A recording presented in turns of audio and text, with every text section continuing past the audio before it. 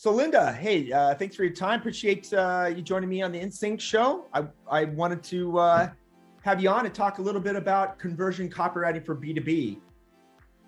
Well, yeah, thanks for having me on, Cory. I appreciate it. You bet. Yeah, I have a business called thecopyworx.com, W-O-R-X. And I've been a conversion copywriter for a few years, content writer before that for many years. And here I am. So. Fantastic. And then where are you from? I know you just recently moved to Phoenix, and I think you were just up the way from me here in SoCal. I was in Lake Forest, California, which is Southern California. And so, yeah, just literally a month ago, we moved to Queen Creek, Arizona, which people know Phoenix because that's that's where everyone flies in. But yeah, so we've been here for about a month, still adjusting, waiting for the heat to hit us because it's going to be really hot in about a week. Yeah.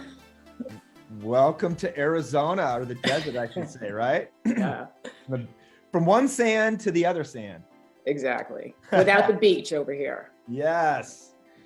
So my first question to you is, what is conversion copywriting and why is it important?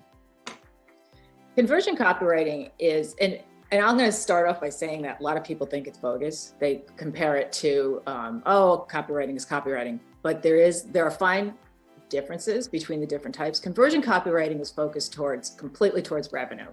When I work with a client, everything I write is geared to revenue. How can I make whatever it is they hire me for, whether it's email, landing page, Facebook ad, how can I make it convert? So there's three ways that it differs from other copywriting. One is that it considers the level of market sophistication. In other words, is the product or service a commodity? Is it something that everyone knows about? And so it is a really highly competitive field, or is it very niche? The second thing is the level of the stage of awareness of the people who are going to be showing up at that page. So the stage of awareness is, are they aware of your product or service?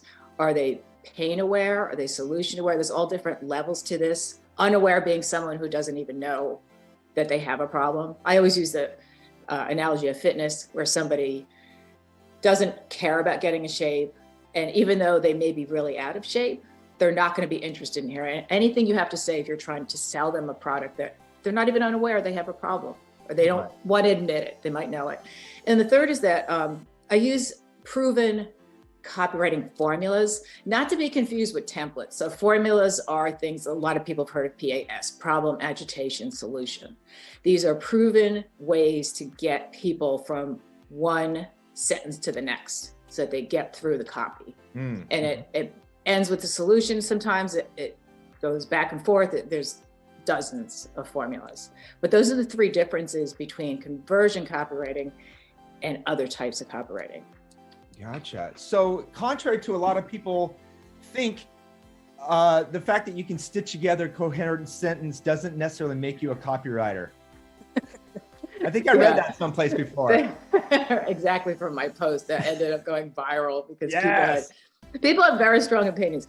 And I hear that all the time. And I think the thing is because, most of us can write something. I mean, if you write blog posts, if you write, a LinkedIn post, it's like, well, I can write, so why can't I be a copywriter? And it's something that I learned personally because I was a content writer for about 20 years before I became a copywriter. And I thought the same thing. So when I say, hey, everyone thinks this, it's because I know I did too. It's not unusual. There's things you need to know. The three things I just mentioned. You have to also know about the psychology of human decision-making. I mean, I study this stuff all the time. I've worked with coaches. And so there's a lot more to it than just sitting down and writing what sounds good. In fact, a lot of times that's the worst thing you can do. And I hear that a lot. It's like, well, I don't like the way this sounds. But if it's backed up by research, including customer interviews, including, social network, I get on social platforms, see what people are talking about certain subjects. And everything I write is backed up by research. And so that's the difference between just sitting. I never sit in front of a blinking cursor and go, oh, how is this going to sound nice? No, not until I do all the research. Right. Yeah. So there's a lot of science obviously mixed into that versus the soul, because actually that's one of our mantras here at Lure.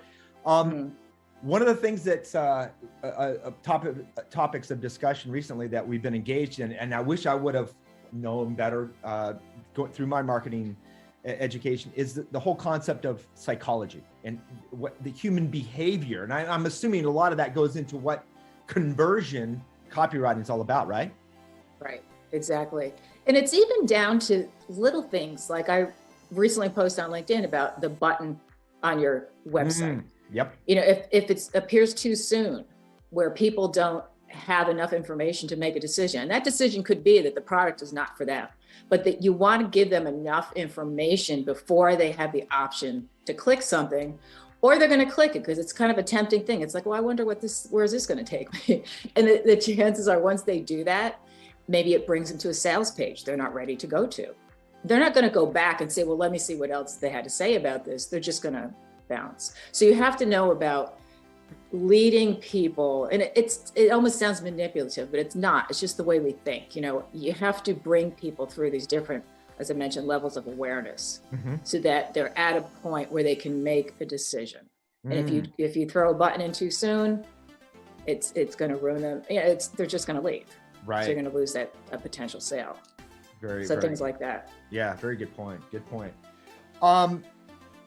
So could you share some examples or some case studies that maybe we could examine?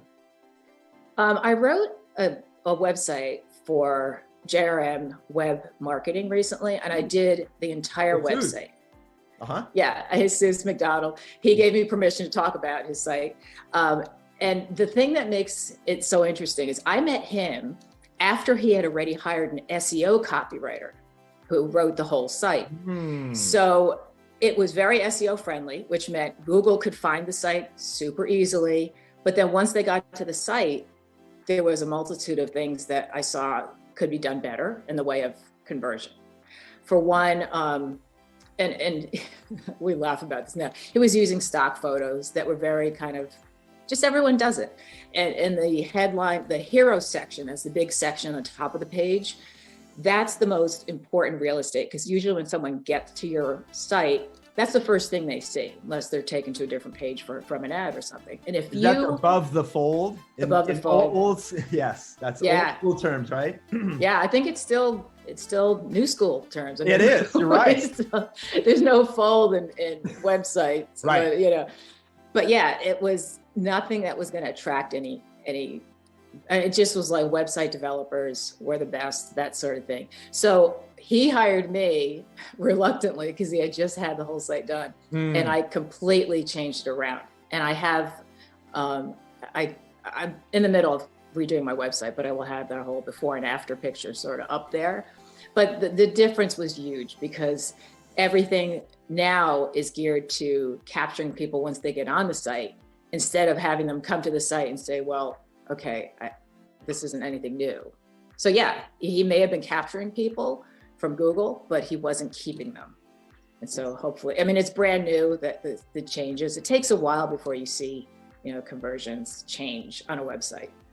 But absolutely. And it is that delicate balance between, being found, but once they come through your front door and in your home, are you inviting? Are you someplace that's hospitable to guide them through that process? And just like you had mentioned, that there's a science to that. Or are you putting up barriers and people are quote unquote bouncing? Ironically, that's kind of another term that people have caught on to. That is so important. In fact, I'm wrestling with that with several clients right now. Web traffic's off the charts. Things are looking great, but for whatever reason, our conversion rates have gone, and no doubt copy, we can tell through science and metrics that people are not engaging once they get there. So that's a very good analogy that you just put. So. And that through analytics. I mean, that's why analytics is so important. It's like something like Hotjar, which measures, shows where people are and where are they leaving and where are they, staying longer and that sort of thing.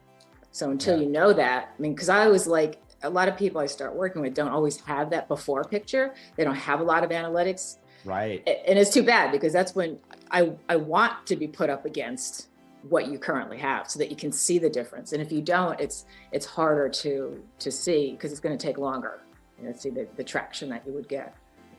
Absolutely. And as they say, what can't be measured cannot be improved, right? Exactly.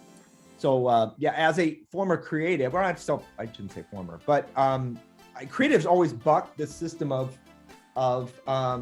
having to be measured by science. But also, it sounds like you were on that same side of the fence. I love the fact of being more analytical now, because I used to get in these conversations where a client would say, well, I don't want that button red because I don't like red. I hate red. It's such a subjective thing. But now if I go to them and say, look, well, the numbers show that you're getting 20% more conversion clicks on red versus green, which you wanted to change. Do you want to change it now? No, let's keep the red. So it takes that subjectivity out of it, right? Because writing's the same way. It's a lot. Obviously there's a creative element slant to it as well. Yeah. But there's certain words, I'm assuming, that convert or motivate a potential prospect to take action. Yeah. And I think the most important thing is that you know how your prospects and your buyers speak. What words do they use? What phrases do they use? And that's why a lot of the research, and by the way, I'm a creative too, but the creative part comes in once the research is done, and then I start tying it together. And that's where the creativity comes in. But a lot of times, a lot of the things that appear on websites for my clients are direct quotes from either somebody I found on social networking talking about this particular thing, or something that was really aggravating them. Like on the JRM website, there's a bunch of quotes about people complaining about their website developers and how those were pulled directly from sites like Reddit. What are people saying on, what's the biggest complaints? I go on the Better Business Bureau, and what are the complaints that are being filed against web developers in that case? And sometimes I'm working with a client where the industry is not on Better Business Bureau. So I look in other places, but that's where you get the gold. That's where, especially if you talk to people and they really start going on about, what they love about the product or what was wrong before. I mean, there's so much there.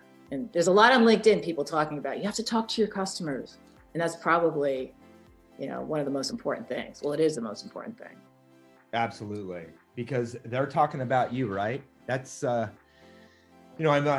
it's funny you'd mentioned that. Now more than ever, they have no choice but to be completely transparent through and through. Because there's no hack, there's no way customers are going to talk about you, and naturally you want them to say good things about you and not the bad things. So, which I do appreciate, because I think it makes all of us better. We have no choice but to bring our A game each and every day. Yeah, definitely. Exactly. So I'd love to hear a small takeaway or a Linda Malone secret sauce. Do you have anything to share with us on this fine Friday?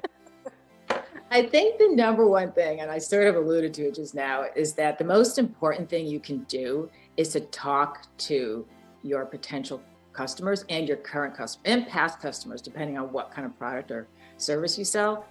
There's really no shortcut to that. You can do all the research in the world, but until you really get, it's about the emotion behind why they did or why they made the switch to your service or product. You want to hear what was so horrible before, because really conversion or any type of copywriting for that matter is really about capturing that emotion and pulling people in and having them. And that's why those formulas work, pain, agitation, and solution. What's the pain? You really want to relate. What is it they're going through, so that they should be reading your copy and nodding their head saying, wow, they really get me. Like, this is exactly what I'm going through. And then they'll trust you. And so, it's tough because we're all busy, and getting people on the phone or on a Zoom call is so hard. And I know that because when I want to talk to I aim to talk to 5 to 7 people for each of my clients. I'll usually start with a list of 20. I mean, if you can get a handful, that's gold. Right. So that would be the biggest thing. And it's not easy to do, but it's most important. That's funny you say that, because I was going to ask you, your best advice is actually talk to them one-on-one on the phone, or is it through a form, or you know, it's maybe you can give some guidance on that part? On the phone is best. Okay. Because forms, people will have time to really think, and like they'll say, Ah. maybe I shouldn't say that, or yeah, let me reword that. Because even in, like, I've done a lot of interviews when I was doing all the content writing. So I'd be interviewing people from, you know, kind of man on the street to doctors and physicians and people who, I spoke to a couple of semi-famous people, reality show hosts and stuff. And they will sometimes go off on tangents that are super interesting. You won't get that in a form. Right. You know, so, and if it's somebody who, you know, I've had a couple of times people say, I know, are you going to use all of that? And if they're really, if they said something that they really regret, or it's usually not anything super bad, but I'll say, you know, I'll leave it out if it's that important. But usually you just get the best information that way when you talk. And Zoom is even better. But I was going to ask you, do you record it? Do you see a hesitation if you say, hey, do you mind if I record this? That's exactly what I was going to ask you. Not usually. No, Okay. but I don't do, most of my calls for like marketing calls are just phone. Oh, okay. So Okay. I will put them on speakerphone. I use otter.ai, I think is the app. And so it records and transcribes. Doesn't always do a great job, but I at least get the gist of it. Right. And so I don't have to type along the whole time, but Right. they usually don't mind. Because I'll just say, I just want to make sure I get all the details right. You know, and who's going to say no to that? Right. Yeah. Instead of me just guessing, I'll fill in the gaps with what I think you should have said, you know? Right. Good point. Yeah. Good point. Good stuff, Linda. Hey, I really appreciate your time today. Thanks for coming on the show, and looking forward to having you on the next time. Yeah, thanks.